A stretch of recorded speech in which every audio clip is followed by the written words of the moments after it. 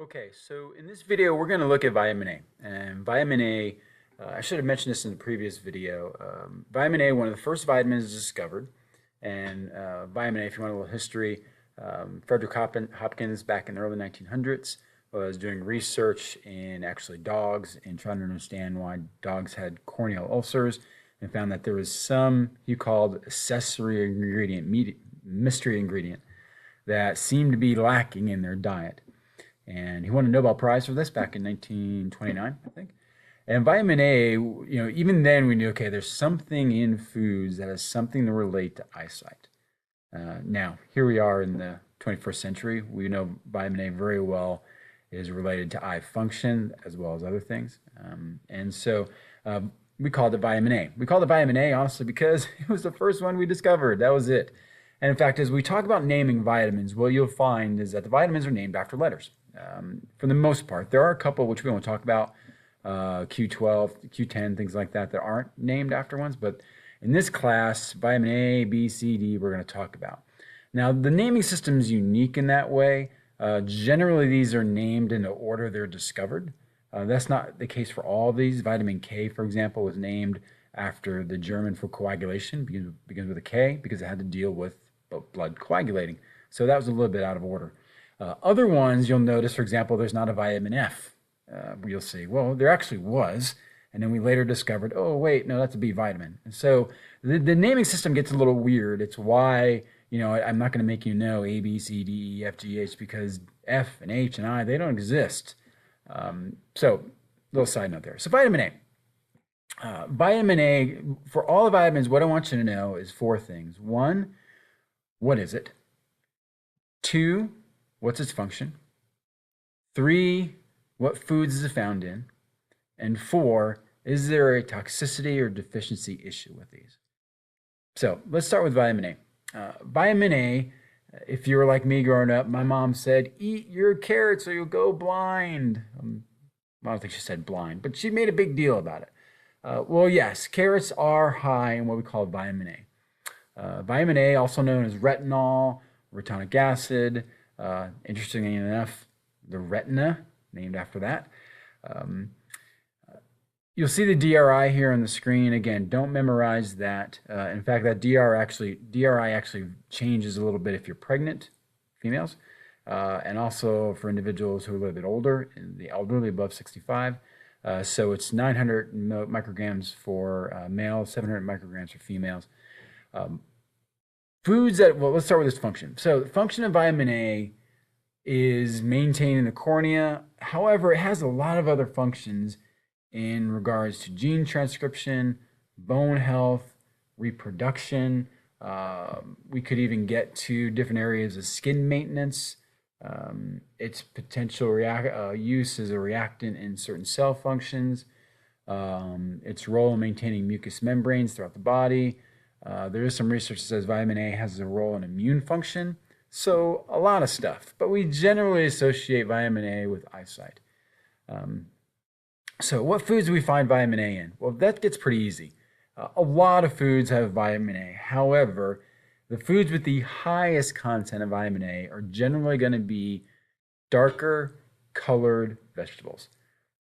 So if you can think of a vegetable that has color, peppers, squash, pumpkin, carrots, all really, really, really high in vitamin A. In fact, some of the highest in vitamin A, kale actually, also very high in vitamin A, which it's dark green, mostly because the green really drowns out a lot of the carotenoid color. But think of green, colored, bright vegetables, and those are going to be high in vitamin A. They're not the only ones. There are forms of vitamin A in meat. We'll see that in eggs especially. Though I will say it is definitely much higher in plant-based resources. So chalk one up for the vegans. Go vegan. So you'll see on the screen here other things. Melon, didn't mention melon. Avocado, we often pick on avocado, but high in vitamin A. Sweet potato, a lot of Thanksgiving-y stuff we'll see here. So all these, not surprisingly, typically individuals on more plant-based diets are going to have a lot of vitamin A.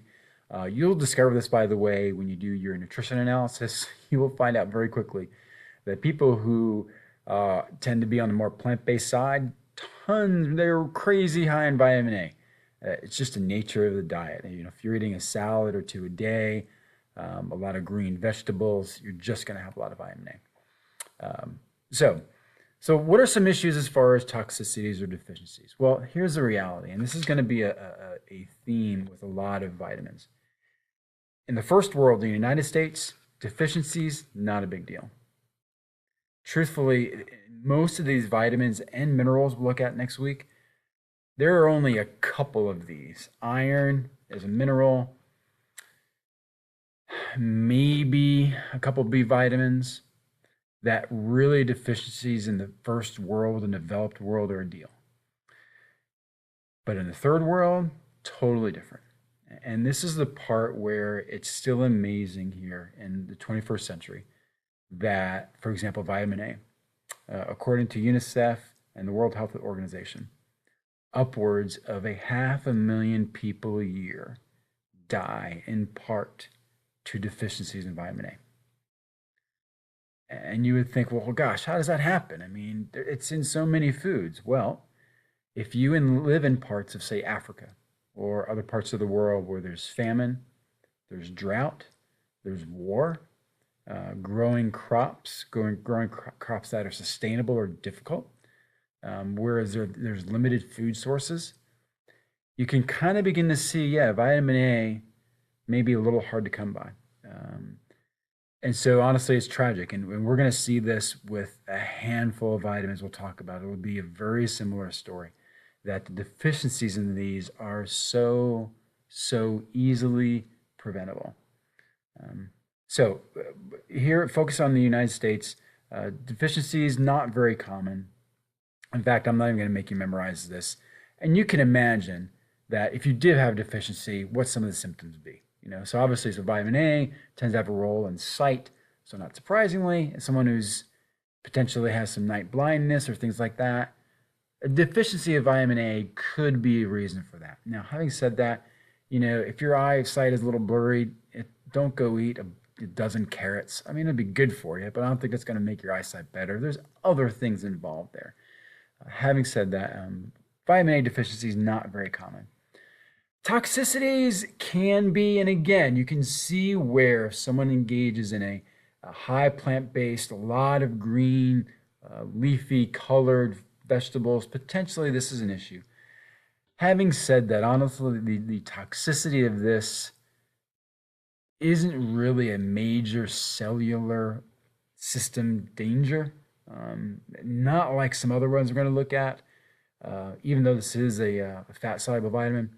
So for both of these are really not huge issues when it comes to deficiencies and toxicities. So again, vitamin A, 4 things you want to know. Make sure you know what it is, what foods is it found in,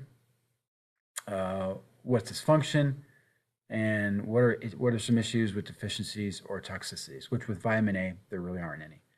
So that wraps up vitamin A. We are going to tackle vitamin D next. So see you on the next video.